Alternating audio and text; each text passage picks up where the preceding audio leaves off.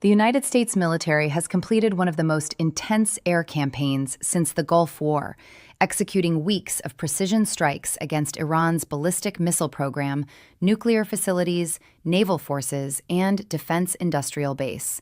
The results were significant.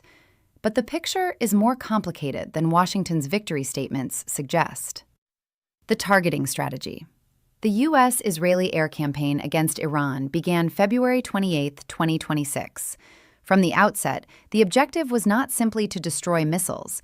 It was to destroy Iran's ability to manufacture them. Key production facilities were systematically struck: solid propellant fuel and motor fabrication sites at Kojir, Sharaud, Hakimiyya, and Parchin, the backbone of Iran's ballistic missile industrial base.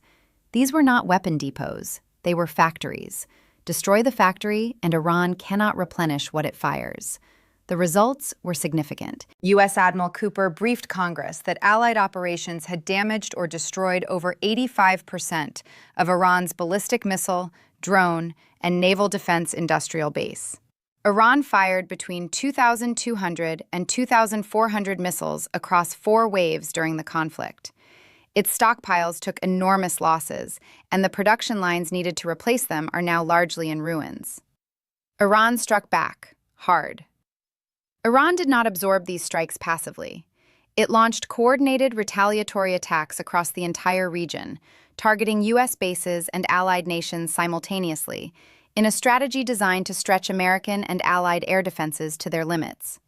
Kuwait absorbed a wave of 97 ballistic missiles and 283 drones.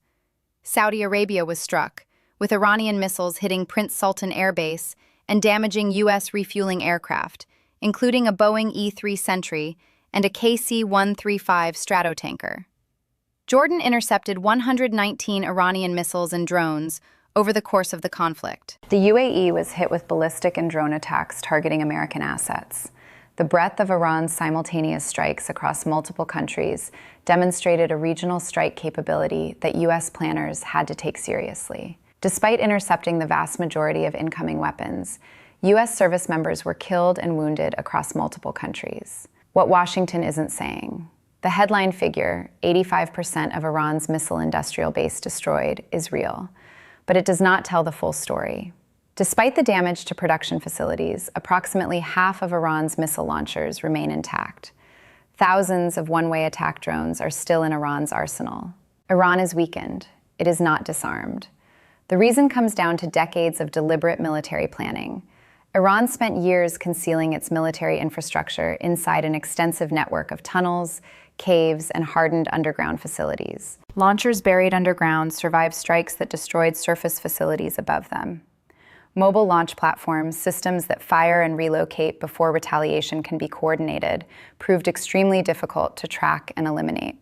As one U.S. intelligence source told CNN, Iran remains still very much poised to wreak absolute havoc throughout the entire region.